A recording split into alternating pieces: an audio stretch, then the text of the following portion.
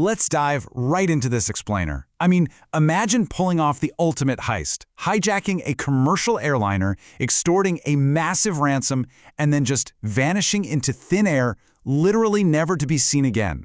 Today, we're unpacking the only unsolved skyjacking in U.S. commercial aviation history.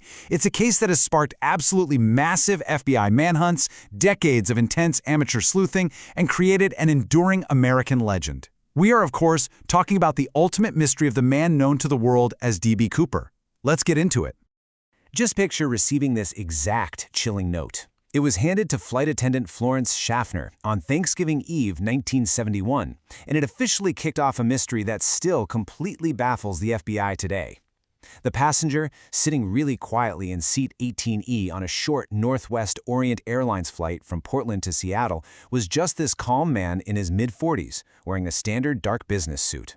Well, when Florence initially ignored the note, assuming it was just a lonely passenger slipping her his phone number, he leaned in and whispered, "Miss, you'd better look at that note. I have a bomb." He then casually cracked open his briefcase just enough for her to see a terrifying cluster of red cylinders and tangled wires. So the hijacker, who used the alias Dan Cooper on his ticket, demanded $200,000. Now that was a massive sum back then. It's equivalent to over $1 million today, and he wanted it all in negotiable American currency. But that wasn't all. He also demanded 4 parachutes. Now you might be wondering, why 4? Well, by requesting 2 primary back parachutes and 2 reserve front parachutes, Cooper brilliantly forced the authorities to assume he might actually take hostages with him when he jumped. Because of that terrifying implied threat, the FBI just couldn't risk giving him dummy or sabotaged equipment. I mean, he was outsmarting them before the plane even landed. Okay, let's break down exactly how this tense, high-stakes Thanksgiving Eve hijacking actually unfolded in the skies over the Pacific Northwest. The pacing of this whole thing is just wild. We're moving from what should have been a standard 30-minute commuter hop to a terrifying hostage situation and eventually a midnight escape. After circling Puget Sound for hours so the FBI could scramble to gather the 19-pound bag of ransom money and those parachutes, the plane finally touched down in Seattle. Cooper smoothly released all 36 passengers, kept some of the flight crew on board as leverage, and ordered the plane right back into the air with a new destination, Mexico City, via a quick refueling stop in Reno, Nevada. Now this is where it gets really interesting. These specific flight demands completely highlight Cooper's eerie level of aviation knowledge. He was specifically tailoring the Boeing 727's configuration for a safe mid-air bailout. The 15-degree flap setting and deployed landing gear allowed the plane to fly at a remarkably slow 100 knots without stalling out. And keeping the cabin unpressurized meant he could actually open the rear door mid-flight without causing a violent explosive decompression. He knew the aircraft's secret, highly technical capabilities honestly better than some commercial crews did at the time. Which totally leaves us wondering, where on earth did he get this specialized training? And that brings us to the craziest part. The midnight escape.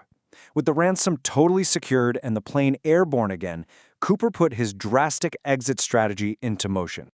At exactly 8:13 p.m., the aircraft's tail suddenly pitched upward. This is absolutely crucial. It marks the exact second Cooper leaped from the aft air stair into the freezing, moonless night. Just think about the sheer audacity of this for a second. He had tied 19 pounds of cash to his waist, wearing nothing but a business suit, a trench coat, and a pair of loafers, stepping out into a freezing Pacific Northwest rainstorm.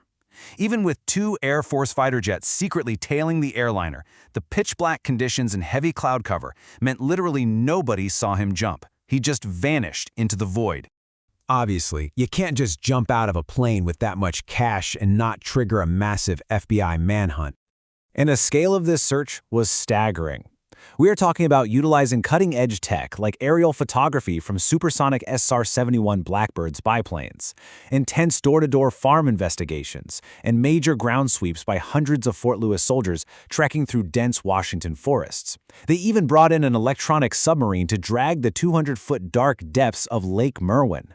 But despite all this incredible manpower and technology, they found absolutely nothing. Not a parachute, not the briefcase, not a single trace of the man.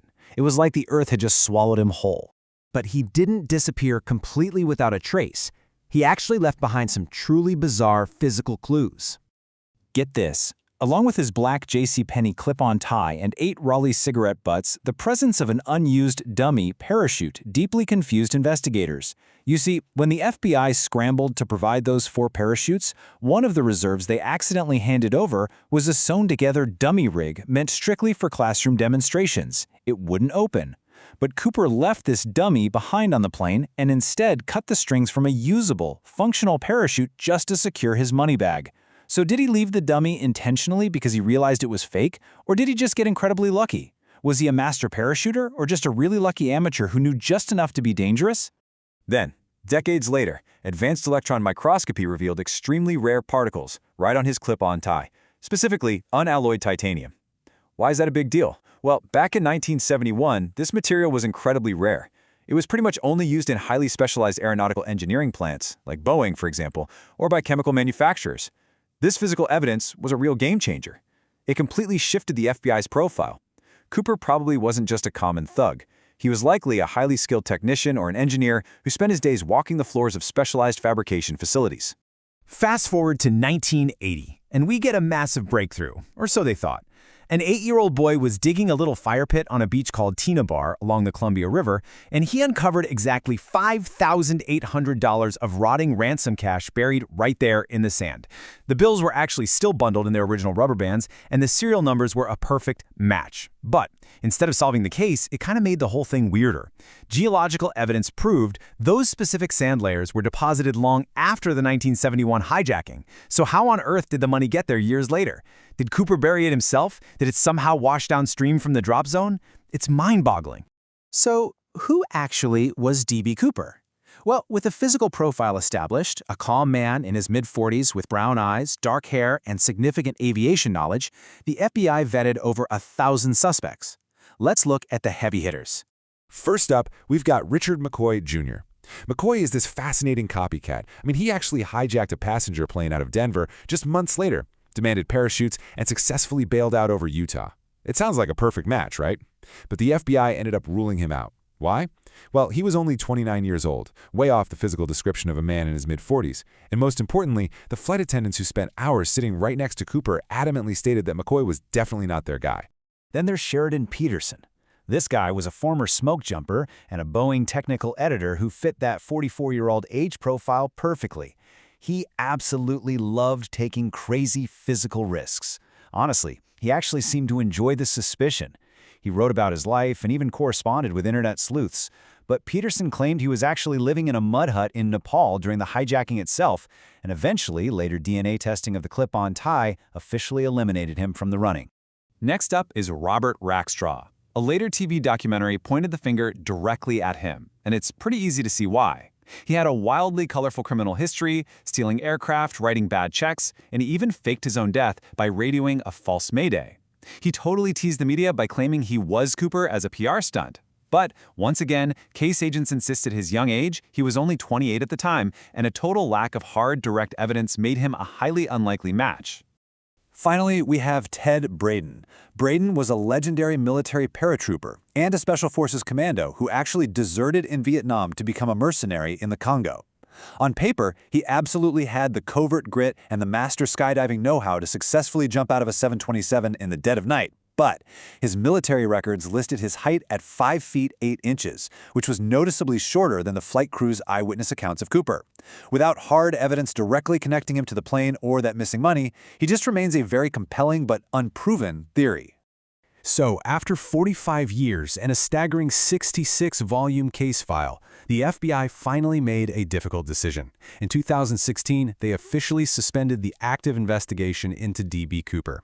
Despite recovering partial DNA, finding that microscopic titanium on the tie, and digging up a handful of $20 bills on a riverbank, the trail had simply gone cold. They decided they needed to redirect their resources to more pressing modern priorities.